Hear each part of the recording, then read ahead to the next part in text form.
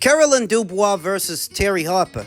Let's talk about the fight. Yesterday's MVP show left us with a lot to reflect upon, all on the prelim card and the undercard, so we're going to break it down in segments across the next few videos. Here, we'll focus on the main event. The way I scored it, I had Terry Harper winning at least 2 rounds in the first 5. The judges had it pretty wide in Carolyn Dubois' favor, where I had it more competitive. I had Terry winning at least 2 rounds in the first half and 2 more in the second, the 9th and the 10th. I thought those were pretty clear Terry Harper rounds. With Carolyn picking up the rest and tack on the knockdown in the 6th, she definitely won the fight in my opinion, and I picked her to win the fight, though she didn't win it in the fashion that I thought she would. Nowhere near as dominant. For all of the trash talk, this wasn't the shellacking she made it out to be, diminishing Terry Harper's fighting ability, her accomplishments so far, and the build-up where this turned out to be the most cat-and-mouse fight I've ever seen Carolyn in. And I don't think it's a coincidence that Terry is the best fighter that she would have ever fought. As stated, things were very cat-and-mouse between the fighters. Carolyn Dubois throwing single jabs out there, waiting for the green light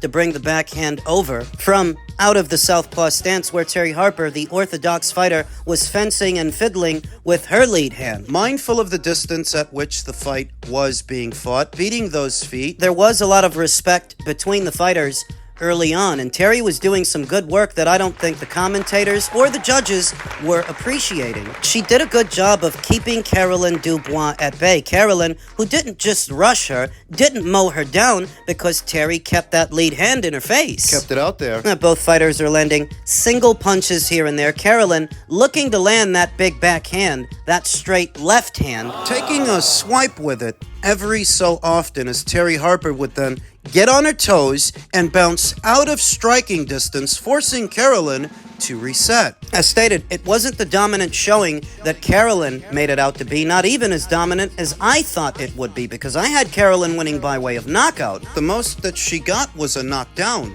in the 6th. She got really animated after dropping Terry Harper for the first and only time in the fight, seemingly breathing a sigh of relief that this wasn't as easy as she thought it would be. And Terry was crafty and durable, showing her experience, showing her wherewithal, suffering a cut. She stayed in the fight. It's really after the knockdown in the 6th that Carolyn Dubois starts to take over and really starts to come alive. You sense the shift in the tide. Picking up the subsequent rounds that followed, I gave Carolyn the 7th, the 8th, but by the 9th, she was tired. By the 9th, she was spent, and Terry Harper started laying into her. I think the 9th round was Terry's best round in the fight. I gave Terry the 9th, I gave Terry the 10th, on the premise that Carolyn wasn't doing a lot, and that gas tank issue, it showed up again. The one that we saw in the Bomire Shin fight, we saw it here. And what turned out to be a more tense and calculated battle than initially thought. Terry Harper was not outclassed by Carolyn Dubois. I feared ahead of the fight that if she loses, and she loses bad, she's probably going to retire afterwards. But the Terry Harper that I saw this weekend has a lot more to give, and I would advise that maybe she move up to 140. Katie Taylor currently holds 3 alphabet titles there, but we all know that Katie Taylor is on the verge of retirement. And once she's done, that will create 3 separate vacant opportunities for Terry Harper to capitalize on. That based on what I saw, she was sharp, she was strong, switched on, and she can become a champion again, if she so chooses. What about Carolyn? Post-fight, her longtime trainer Shane McGuigan said she wants the big fights, more belts. Nakisa Badarian and the boys, they want her to box Katie Taylor. Katie is at the end of her career, so I'm not sure she'll want to take that. She's got all the achievements and accolades, and I feel like she needs that farewell fight. At the same time, Carolyn is the new kid on the block, and she's here to stay. She has the frame to go to 140, 147. It's going to be an exciting few years. So they want Katie Taylor. And Nakisa Badarian would like Katie Taylor's final fight to be against Carolyn, saying the logical fight, the biggest fight in all of women's boxing now, is Carolyn Dubois versus Katie Taylor. That's the fight. So I don't know if Eddie or Katie are interested in that, but that's the biggest fight in women's boxing. That's the new generation, and Katie Taylor is obviously the generation. I think it's the perfect passing of the baton. She may not pass it. She may beat Carolyn. She's a phenomenal fighter, but I imagine that generational kind of passing of the torch moment. So hold your breath, Nikisa, because I don't expect that fight to happen, and I think you don't either. You guys signed a lot of girls over there at MVP that you shouldn't still be looking over at Matchrooms fighters. You shouldn't be this reliant on Katie Taylor, who really is at the end of her career. What about the winner of Stephanie Hahn versus Holly Holm? What about Carolyn fighting them? Or fighting Elif Nur-Turan? You know, the other belt holders at this same weight. What about doing that? What about fighting Alicia Baumgartner? Nikisa says Dubois versus Taylor is the biggest fight in boxing. I disagree. I think the biggest fight in women's boxing right now is Dubois versus Baumgartner. It's all anybody could talk about after yesterday's show. I was not impressed with what I saw from Carolyn Dubois. I don't think going out there looking the way that she looked yesterday, she made the strongest case that she can beat Alicia. Because if you labored, and she did, her supporters don't want to admit it. She probably doesn't either, but she didn't do the job on Terry Harper that Alicia did on Terry Harper, that Cindy Ryan did on Terry Harper. You didn't stop her. You didn't knock her out. Though as far as the biggest fight in women's boxing, I think that fight has officially become Dubois versus Baumgartner. That's the one that you shouldn't still be looking at one of Eddie's fighters, one of Eddie's Valkyries, to keep your fighters busy, least of all when they're on the verge of retiring. You've got enough girls over there that you can make fights amongst yourselves. That's what you need to do. Carolyn Dubois won the fight, and I said that she would, albeit in better fashion than what I saw yesterday. I have to be honest that I was underwhelmed, and I expected more from Sweet Carolyn. I had interviewed Bob Arum, right? And he talked about you in the interview. He said, he was like, yo, that he didn't want you to fight Bacoli. And he was like, at that time that the Saudis came and was talking to you directly. That's what he said to me when I interviewed him. He was like, if it was up to me, I wouldn't have let him fight Bacoli, but that's something he wanted to do. Can you take me back to that time? Because I feel like, you know, before that Bacoli fight, everybody on your dick, you know how this shit go. Everybody like, oh my God, Eric, da-da-da. What? Talk about your mind state going into that. Was it like, did you ain't respect what Top Rank was saying, or you was just like, I just want the biggest challenge? Few different things. Like I said, prior to that, what was that fight before Bacoli? It was Riyad Murray. Yeah. Literally, my mom in December of that year had broke her ankle. The next month in January, she got fired from her job, and she was no longer able to work.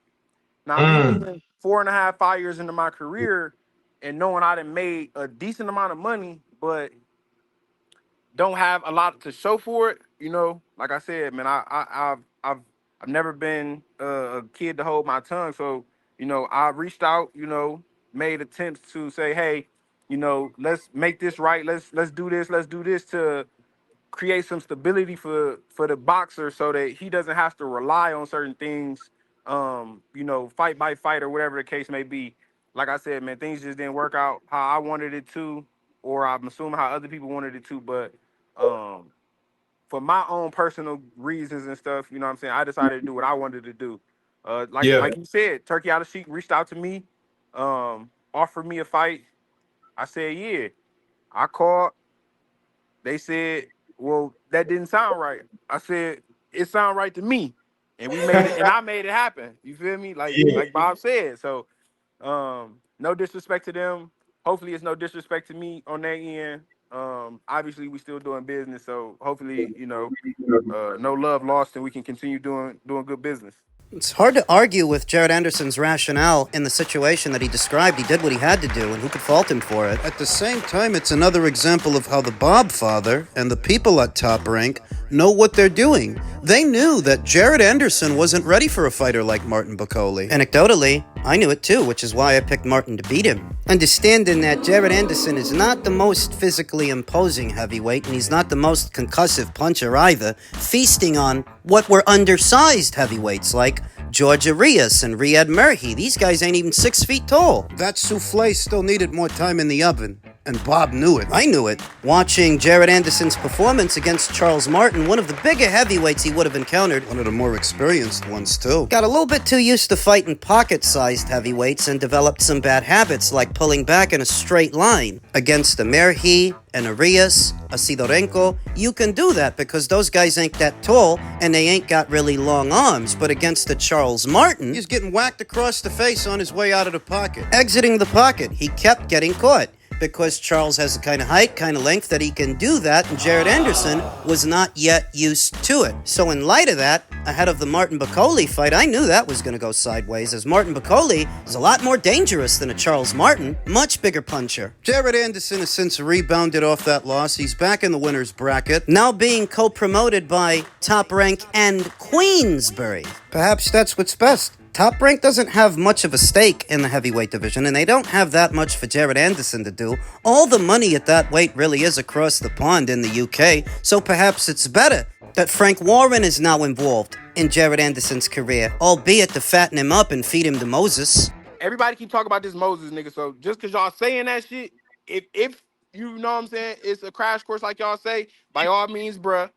Jerry, you want that? Because I ain't gonna lie, they gonna make y'all two niggas fight. Like he's the guy that we all talk about right now. So that's gonna happen. I'm not worried about that shit. All right. Hey, everybody got a crash course until they crash into something else or crash into somebody else. Jared is supposed to be fighting Solomon Dakers, and I expect Jared Anderson to win that fight. I don't think much of Solomon Dakers. Afterwards, I expect Jared Anderson to maybe fight David Adilier, which I've said already. Evaluating Jared Anderson's strengths, because he's got a few. What he's got is range of motion, agility. He's not the biggest puncher, but he can move. The problem is, so can Moses Itauma, with all the concussive power that you don't see from Jared Anderson. I like Moses in that fight. You're thinking to yourself, well, if you like Moses in that fight, and you think that Frank's just fattening up Jared to feed him to Moses, how is this a good thing? How is this a good idea? Because that's just what I think. It's Jared Anderson's job to win the fights. It's Jared Anderson's job to prove me wrong, prove us all wrong. It's on him. The fact of the matter is, Jared Anderson going to Queensbury is a lot like Michaela Mayer going to MVP.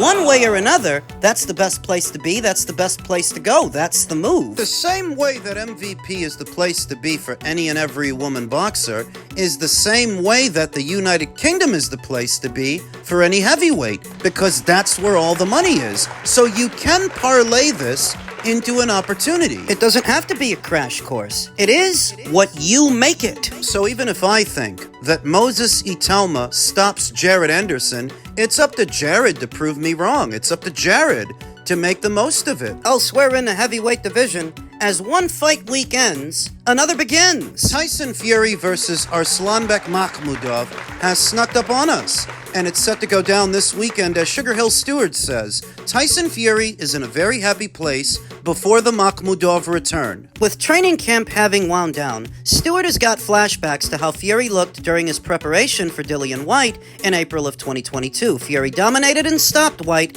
in the 6th round to retain his Ring Magazine and WBC heavyweight titles. The former champion returns to the ring this weekend after a 15-month layoff, facing Makhmudov at London's Tottenham Hotspur Stadium on Netflix. Tyson Fury has been the weakness to a lot of fighters throughout his career, Stewart said. I remember training him for the White fight. He's got that kind of energy, attitude, hunger to go out there, be exciting, and to be back in the ring again. Is that what you think it is? Is that why you think Tyson Fury's back? Because of the hunger? Because he just likes to fight? No, I think it's the money. Put simply, I think there's a lot more money on the table for Tyson Fury, and he knows that, and he's gonna get as much of it as he can, because if all that money weren't out there, he would have stayed retired. Sugar Hill Stewart, the nephew of Hall of Fame trainer Emmanuel Stewart, has trained Fury since his Deontay Wilder rematch, which he won after 7 one-sided rounds in February of 2020. Fury has gone 2 for 2 since stopping White. He stopped Derek Chisora in the 10th round of their trilogy bout in December of 2022 before climbing off the canvas to win a razor-thin split decision against former UFC heavyweight champion Francis Ngannou on Saudi shores. In October of the following year, the 6'9" Englishman looked better in his 2 fights against former undisputed and current unified heavyweight champion Alexander Usyk. However, he lost by split decision in May of 2024, and then by unanimous decision in what was their rematch 7 7 months later, Usyk is the ring's #1 ranked fighter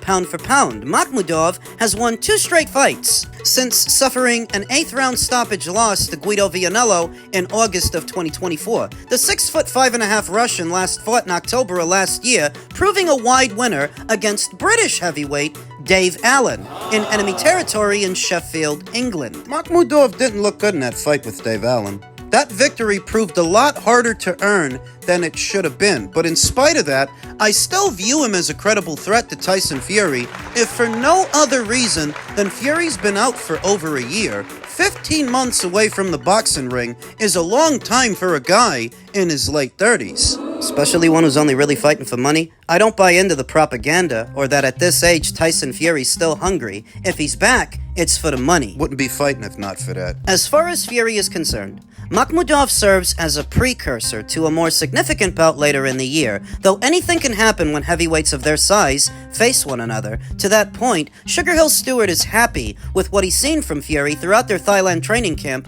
before his latest return. He's moving good, Stewart said. He's feeling good, mentally and physically. He's in a very happy place. Didn't Tyson Fury used to train in Marbella? Why does he now all of a sudden train in Thailand? Maybe it's the lady boys. Or maybe in Thailand, it's harder for the anti-doping agencies to keep tabs on you, because underneath it all, that's what I think it is. I think he's back on the sauce. I don't think he ever stopped being on the sauce, and I think that if he's relocated his training camp from Marbella over to Thailand, maybe that's why, because it's harder for the anti-doping agencies to keep up with you over there. I'm just guessing. I like the fight, and I'm looking forward to it because it doesn't cost me anything extra. Tyson Fury versus Arslanbek Makhmudov.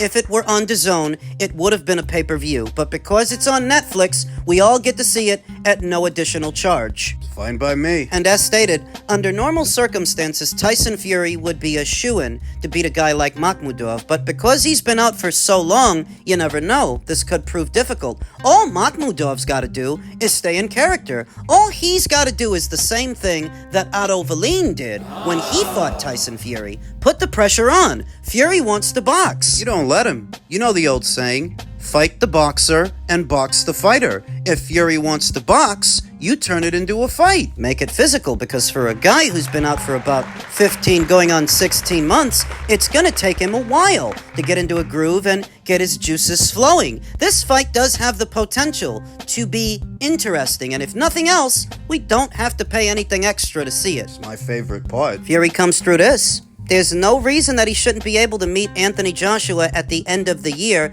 in their long-awaited domestic grudge match. So let's see how he makes out over the weekend.